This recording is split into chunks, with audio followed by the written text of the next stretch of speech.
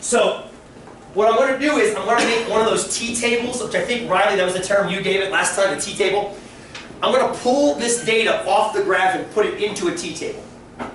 So the x, you know, I'm going to make two columns here too. I'm going to put keys and then x. So I know the keys go 0 to 2, 3 to 5, 6 to 8, and 9 to 11. Sandy, back to your point, I know it goes higher than that on the horizontal axis. It goes out 12 and 15 and 16 and things like that. Oh no, your way makes sense. I just wanted to know if you had to use both sets of data. Gotcha. But I'm going to ignore everything out here because there's nothing there right now. Cool, fair, hopefully it's fair. Yes. You can see how the median wouldn't change if face 9 Yes. was a 99. It'd be way over here, but Yeah. it wouldn't change. Good. Okay, so how many in each? Well, let's just get that running total. This is 11. This is 14. That looks like 9, if I'm doing the math right. And 2, is that correct? Yeah. That's pulled off the graph. Here's where Trinity, our pick in the middle, helps us. 0 to 2. We're going to assume everybody in there only had one key. Now, of course, that's not correct, most likely.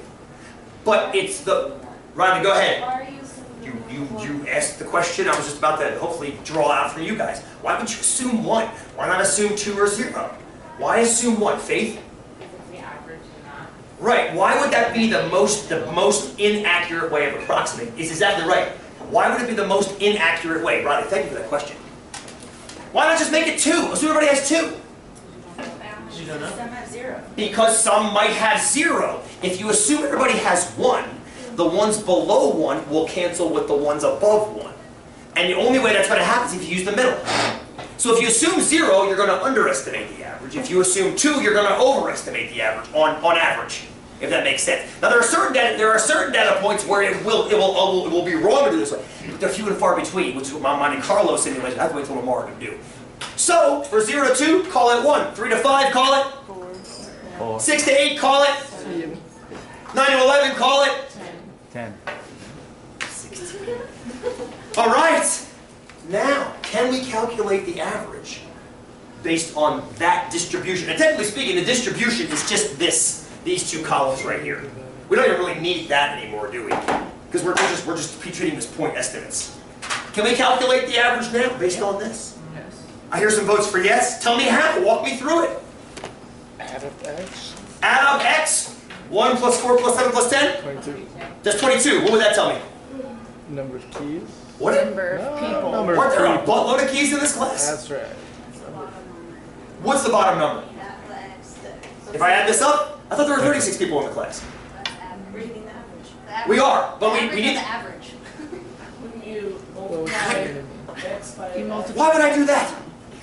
Tell me your it's name. 11, Alicia. Alicia, go. There's 11 people that have one. Oh, Alicia, listen loud, please. There's Please. 11 people that have one. 11 people have one key. So altogether, if I do x times f, that's okay with you guys, then I do 1 times 11 is 11. 11 keys are owned by these 11 people.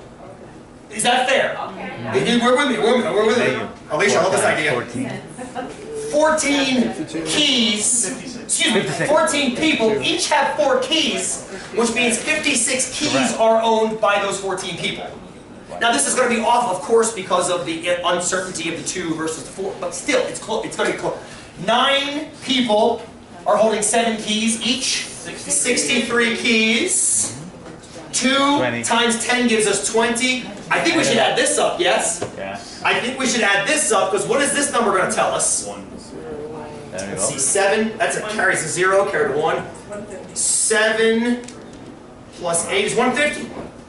The actual number from before? 145. 145. Son of a bitch. Pretty close, huh?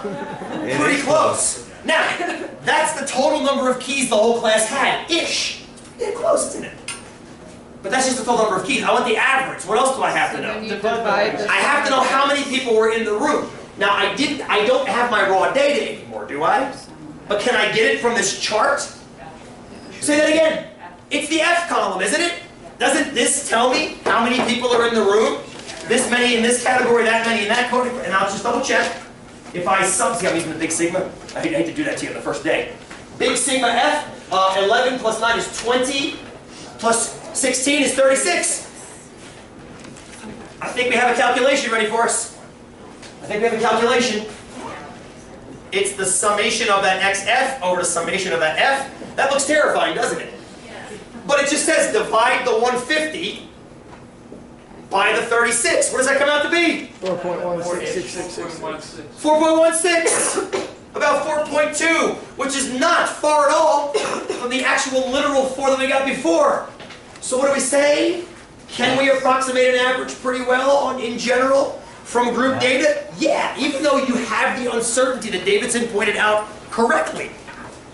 It washes. If you overestimate in one category, on average, you'll underestimate in a different category. And it washes out. Are we exactly the same? No, we're off by 5 keys. We overestimated by 5 keys.